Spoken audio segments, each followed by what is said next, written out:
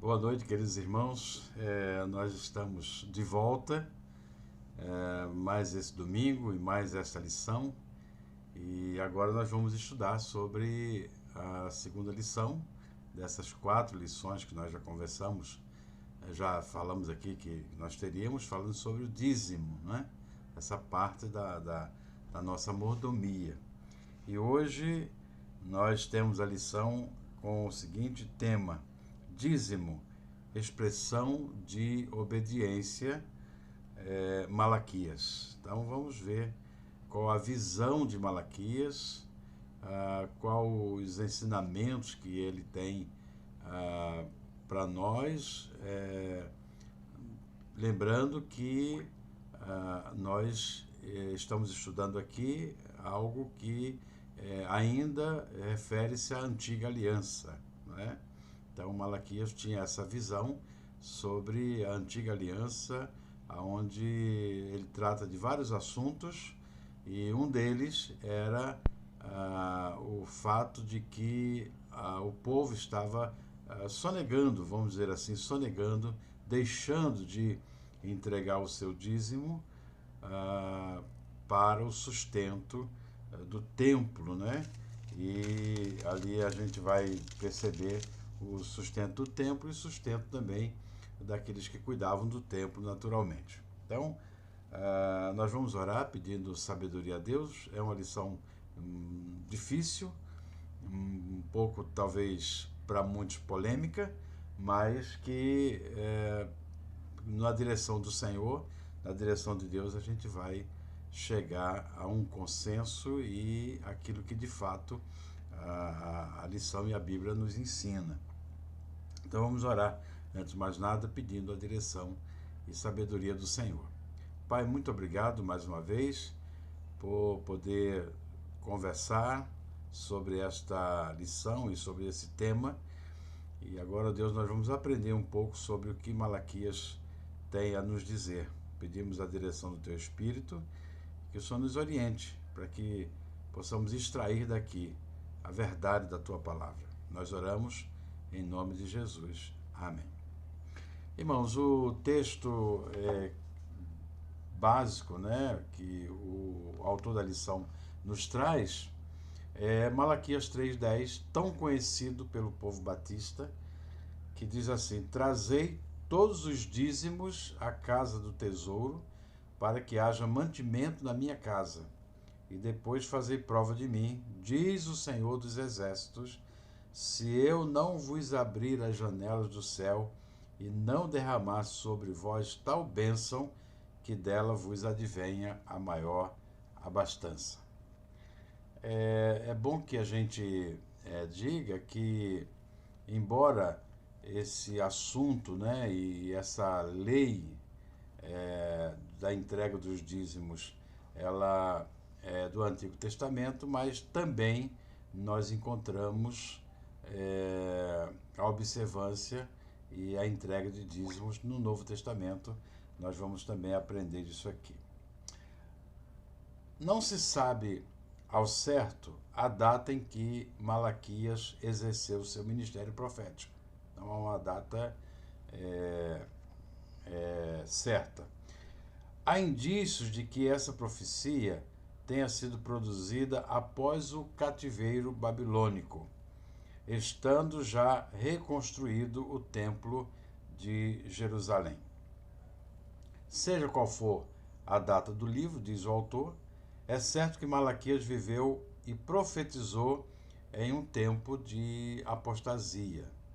As palavras de condenação mais severas do profeta não se dirigem contra a idolatria, mas contra a profanação do culto a Yahvé, mediante a oferta de animais defeituosos, dilacerados e até roubados, e também a sonegação dos dízimos. O profeta entende que sonegar os dízimos é roubar o que pertence a Deus. Aliás, esse versículo, né, de Malaquias 3,10 é o versículo que vem após uma pergunta que Malaquias faz, né? Em que ele assim, em que te roubamos? E o próprio Malaquias responde nos dízimos e nas ofertas. É preciso lembrar que, na verdade, a questão toda não era somente a questão de valores, não é? Mas era a forma como se entregava, é o que nós vamos ver isso aqui. É preciso também a gente pensar o seguinte: para que serviam o dízimo, né? Para que servia o dízimo?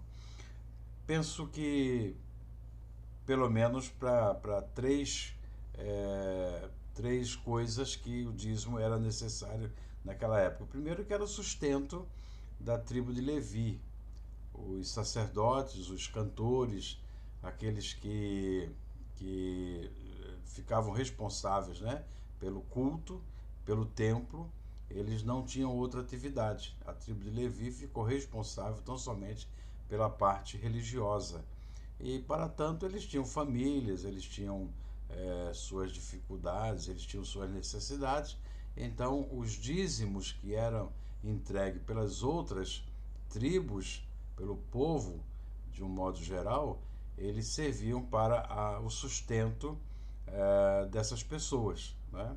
A outra coisa também é que servia para a manutenção do templo. Naquela época não havia conta de luz, mas é possível que houvesse ali também a conta de água, né?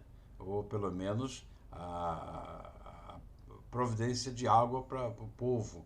Havia também a iluminação, que não era a iluminação elétrica, mas havia também a iluminação feita por tochas, né? por outros materiais.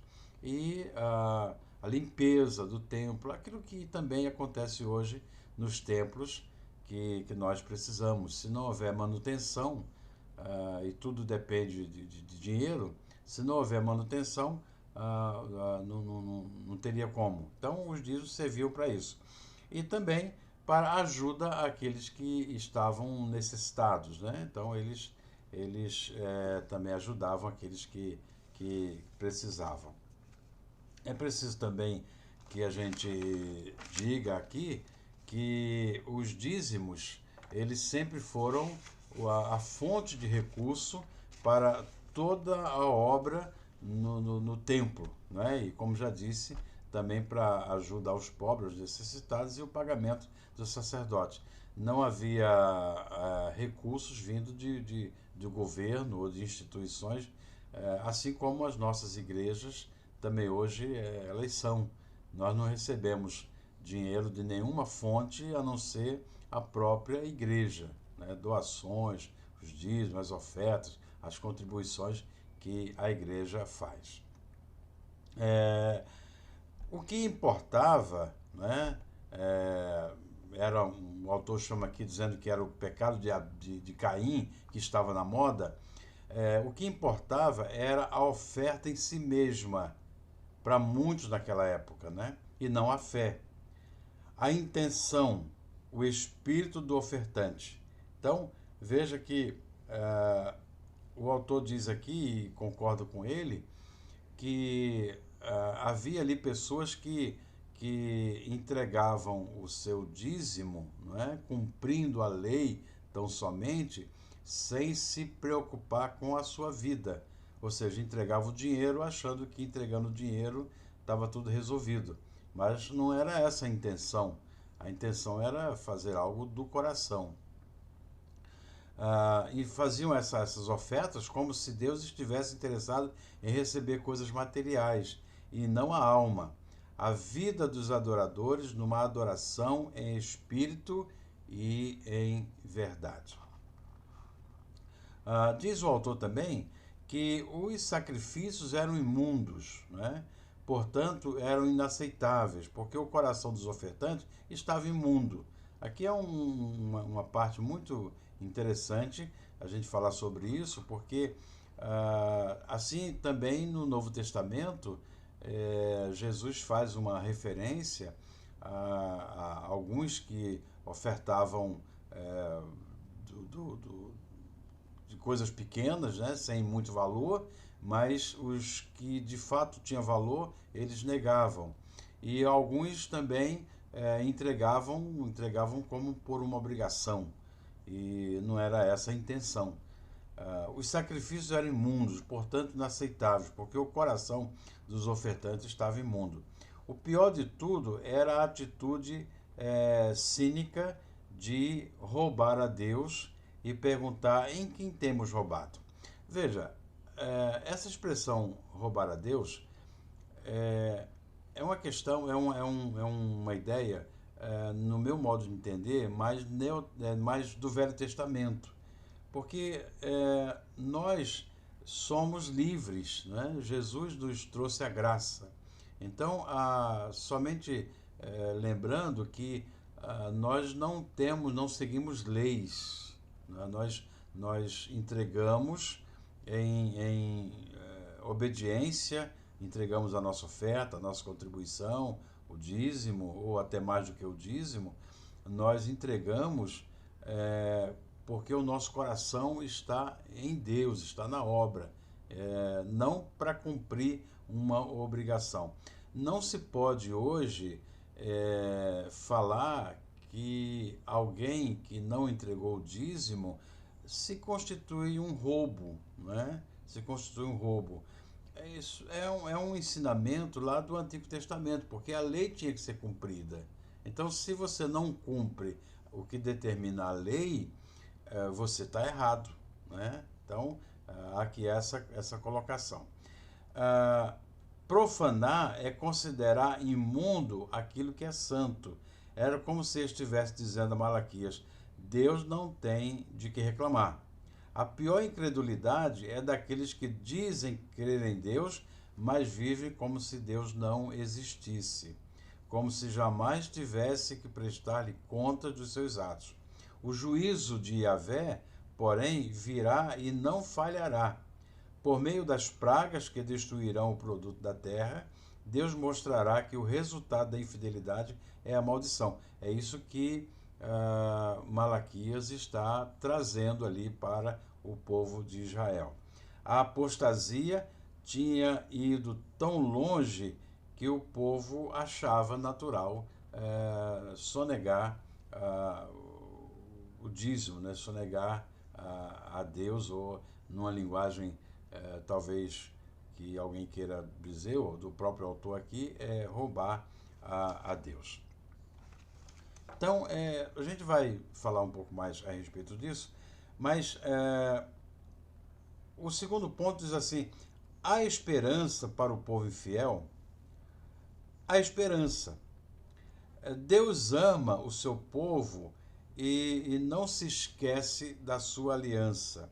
Deus é fiel ao seu pacto e quer abençoar o seu povo.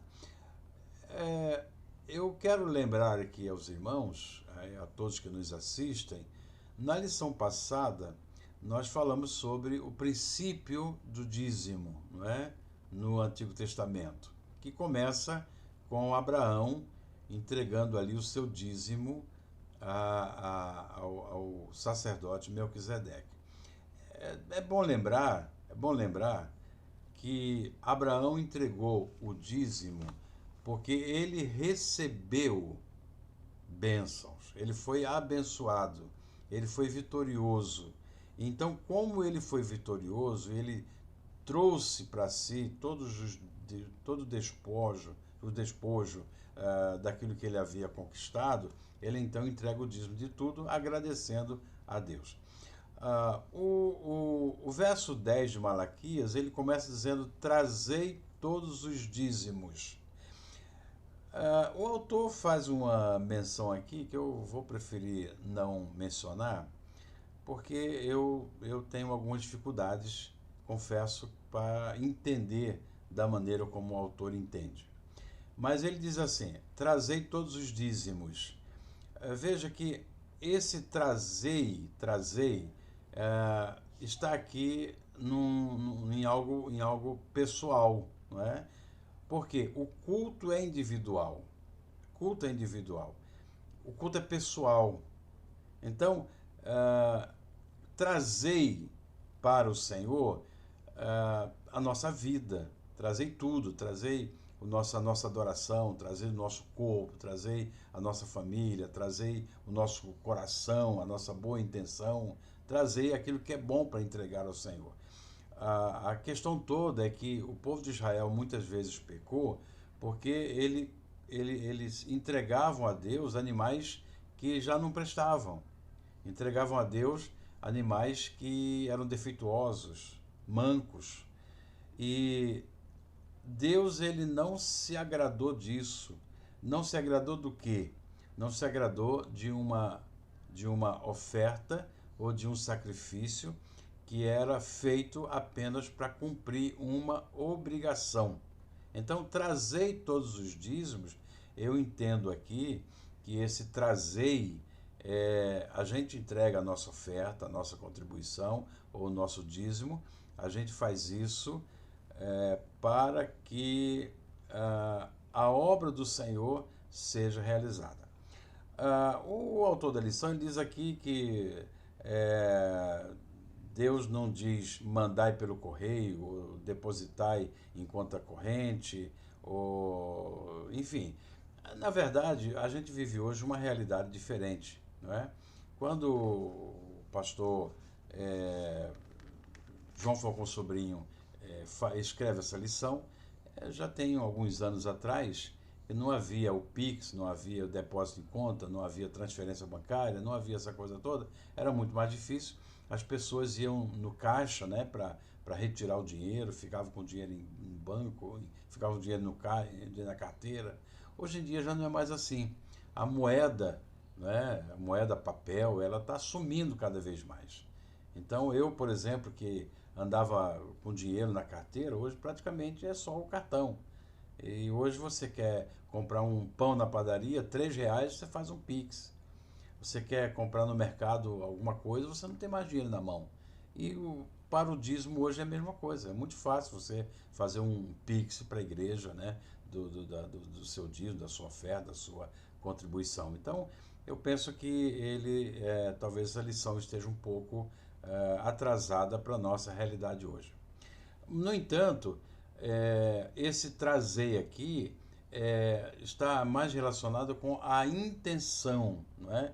Com o que eu faço, a intenção com que eu faço, seja um Pix, seja uma transferência bancária, seja eu levar um dinheiro vivo para a igreja, seja como for, o importante é que eu entregue o meu dízimo, a minha oferta, a minha contribuição, sabendo ou consciente de que eu estou prestando um culto a Deus. Então, prestar culto é também ofertar. Prestar culto é também contribuir para o sustento da igreja. É bom a gente lembrar, e a gente às vezes fala muito sobre isso, né? A casa de Deus, a casa de Deus, a casa de Deus. Na verdade, nós não temos hoje casa de Deus. O templo não é casa de Deus. A gente sabe disso, né? Nós temos um templo onde os membros da igreja, os adoradores, se reúnem para adoração, para louvor, para pregação. Mas Deus não habita em templos feitos por mãos humanas, como era a prática daquela ocasião. Porque quando Salomão constrói o templo, ali, e coloca a arca da aliança, ali era onde Deus estava. Mas esse templo ele foi destruído porque Jesus ele trouxe para nós a graça. Então Deus não habita em templos. A gente fala, vamos levar o dízimo para a manutenção da casa de Deus. É uma expressão um tanto quanto equivocada. É a manutenção do templo. Porque, na verdade, Deus não precisa do nosso dinheiro, né? Deus não precisa. Deus é dono do ouro, da prata, dono de tudo. Mas a igreja, ela precisa. Também nós não levamos ao sacerdote, né? Não temos sacerdote. A gente não tem sacerdote. Aliás, sacerdotes somos nós.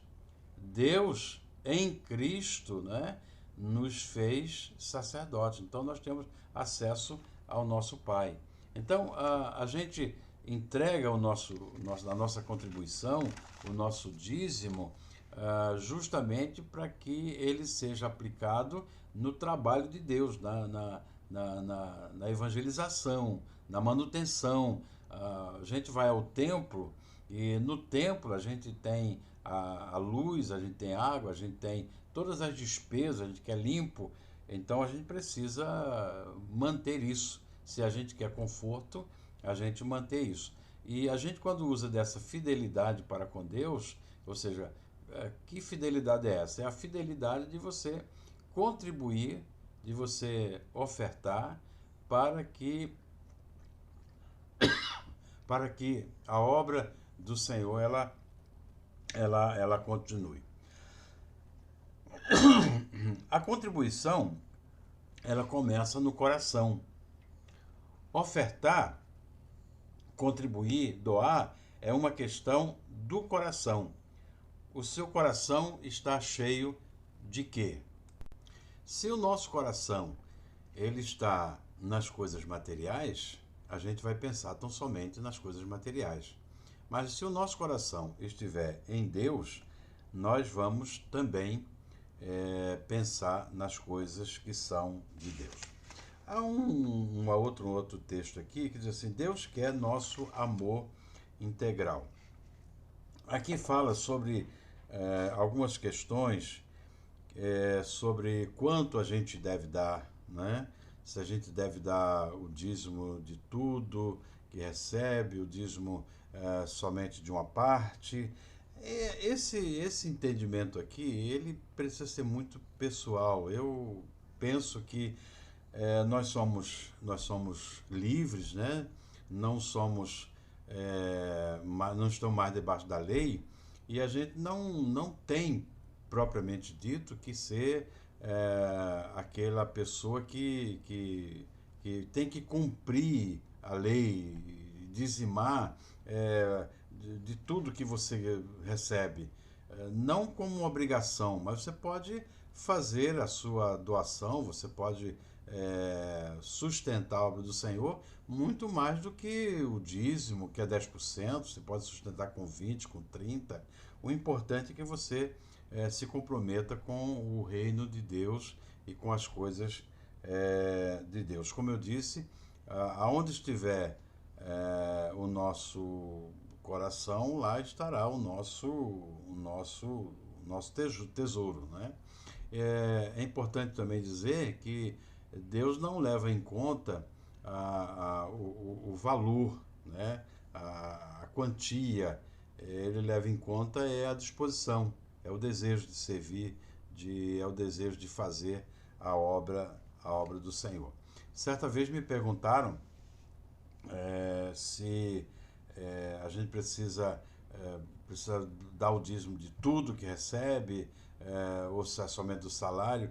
Eu disse, olha, se alguém estiver preocupado com isso, é melhor não dar, né? Porque eu entendo que isso é do coração. Então, se você quer entregar tudo, de tudo, faça isso, mas faça com amor, faça com dedicação.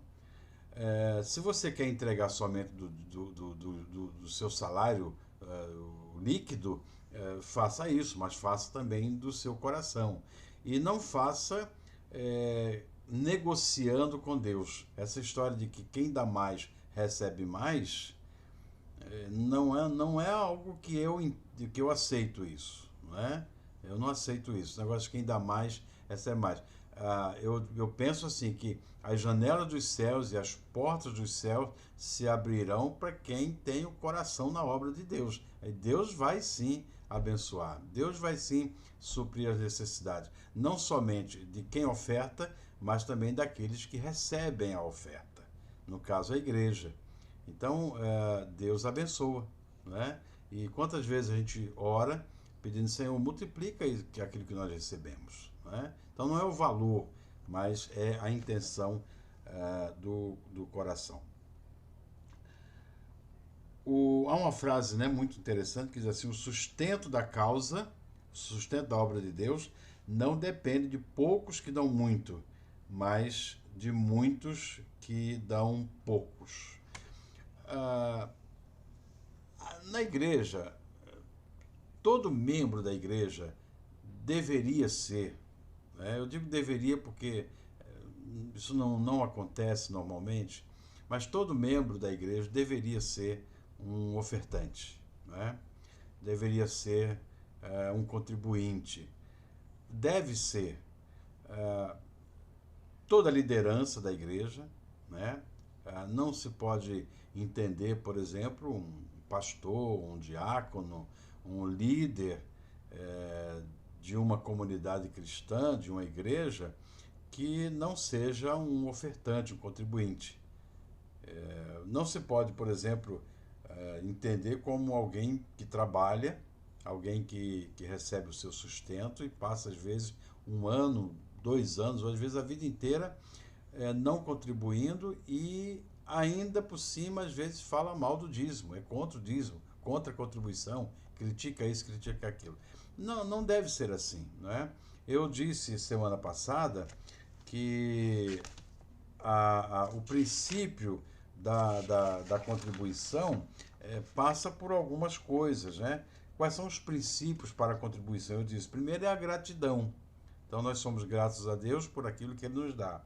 O segundo é a cooperação, não é? Nós somos beneficiados, de um modo geral, na igreja, então a gente precisa cooperar. A gente não pode ficar nas costas, na dependência que outros façam. É preciso a gente fazer. E também o princípio da generosidade. Nós precisamos ter um coração generoso, doador, e isso faz com que a gente seja um contribuinte, um ofertante, um dizimista, se você quer usar essa expressão. O autor ele tem um outro texto que diz assim: Deus quer abrir as janelas do céu. Jesus disse que onde estiver o seu tesouro, aí estará o seu coração. O nosso coração segue na direção das coisas às quais damos valor. Se a sua riqueza o que tem mais valor para você, lá você vai seguir. O que tem mais valor para a sua casa, nesse mundo é a sua casa, o seu coração está na sua casa. Se você dá muito valor ao seu carro, ao seu sítio, à sua família, seja o que você dá valor, o seu coração vai tender a isso. Se sua riqueza está nas ações, o seu coração está voltado para o noticiário sobre a Bolsa de Valores. Mas se o seu coração está no reino de Deus, o seu coração está na igreja, que é a agência do reino de Deus. Então, a gente não pode ficar nessa preocupação de ficar pensando quanto eu dou, quanto eu não dou, se para onde ele vai, se não vai. O importante é a gente contribuir. Há também aquelas pessoas que, às vezes, elas cooperam, contribuem, ofertam e depois ficam cobrando. É claro que existe uma tendência humana da gente fazer isso, né? Porque a gente está entregando o dízimo e a gente quer ver alguma coisa concreta do que gastou, do que não gastou, uma transparência nos relatórios. A gente quer ver isso. Estou falando, no nosso caso, crentes batistas. Mas eu entendo que isso não deve ser a nossa maior preocupação. A gente não está entregando para a igreja, a gente está entregando para a obra de Deus. Então, se a igreja não estiver usando esses recursos de maneira adequada, eu penso que a mão de Deus vai pesar sobre a questão de quem administra, não é? Se não está sendo usado de maneira correta, alguém vai pagar um preço por isso. Mas o nosso dever é contribuir, o nosso dever é ajudar, o nosso dever é cooperar, cumprindo a vontade do Senhor. Aqui fala sobre abrir as janelas do céu. Não é, porém, por causa dos dízimos entregues que Deus abre as janelas do céu e derrama bênçãos, mas por sua causa de amor a Deus. Então, a gente hoje, nos nossos dias, a gente tem visto que muita gente entrega o dízimo por interesse, né? Achando que pode receber em dobro, ou às vezes 3 mais. E pessoas que às vezes batem no peito e dizem assim, eu sou dizimista, né? E às vezes tem assim até uma vaidade, né, em dizer isso. Isso também não é bom. É, Graças a Deus que hoje a gente não tem mais aquele quadro onde tinha o nome da pessoa e tinha o valor que a pessoa depositava, né? Então a gente não tem mais isso. Também na nossa igreja tem lá os nossos envelopes, mas os envelopes eles estão dentro de outro envelope. Então a gente não fica lá olhando quem dá mais, quem não dá, quem dá menos. A gente não sabe disso. Mas a gente sabe que pessoas dão, entregam e outros não, não é? E eu vejo, irmãos, eu penso, eu creio que quando nós usamos de fidelidade para com Deus, Deus também usa a sua fidelidade para conosco, porque Deus é bom. Então, é importante que a gente contribua para o sustento da obra de Deus. Deus quer ser posto à prova. Ao pôr Deus à prova, realmente o cristão está pondo à prova a sua própria fé. A ferrugem e a traça podem corroer o dinheiro, mas não pode corroer a fé nem a esperança. Celeiros cheios são resultado da obediência, resultado da fé. Muitos crentes estão tentando primeiro resolver os seus problemas de caixa para depois começarem a ser dizimistas.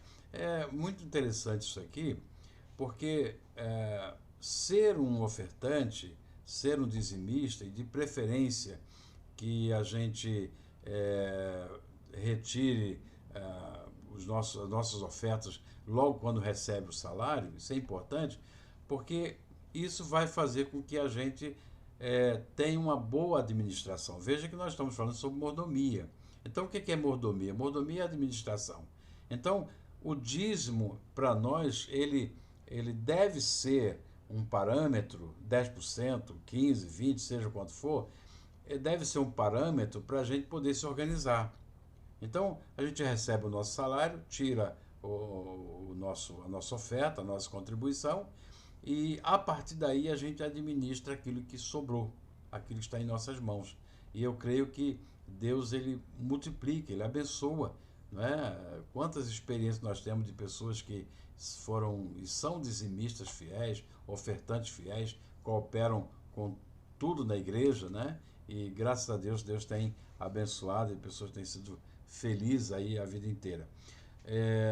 Não devemos entregar o dízimo pensando numa recompensa, né? Mas essa prova de fé vem até para a gente entender que nós podemos viver com uma boa administração. Quando nós não gastamos excessivamente, quando a gente não gasta com aquilo que não necessita, né?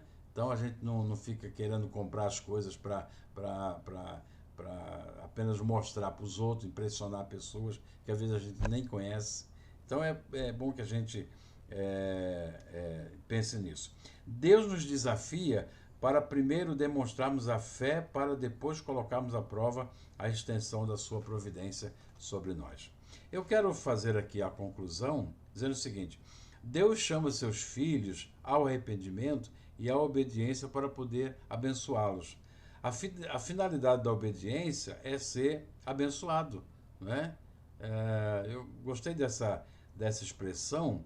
A finalidade da obediência é ser abençoado.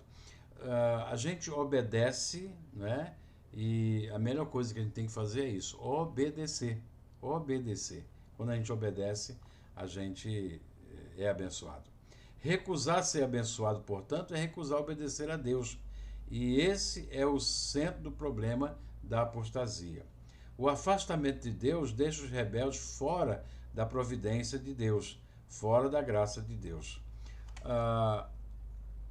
O dízimo, a oferta, a contribuição que nós fazemos, nós devemos fazer como um ato de generosidade. A gente vai ver isso lá na frente. Mas não deixa também de ser um ato de obediência, porque o próprio Jesus Cristo, ele não aboliu, Jesus não aboliu o dízimo, não é?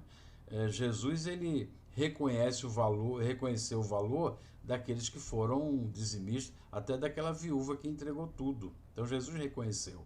A questão de Jesus com relação aos dizimistas, ou ao dízimo, não era contra o dízimo. Jesus não foi contra o dízimo.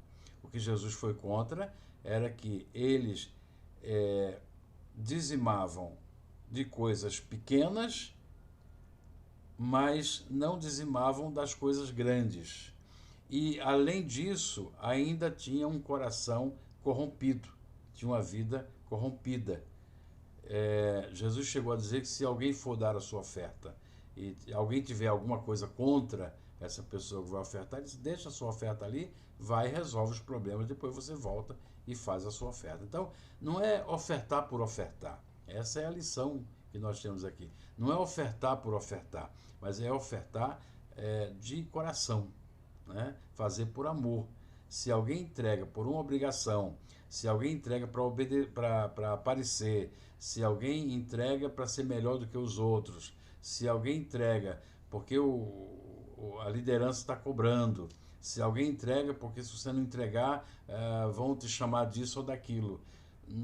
Se você entrega por isso, não faça. É melhor não fazer.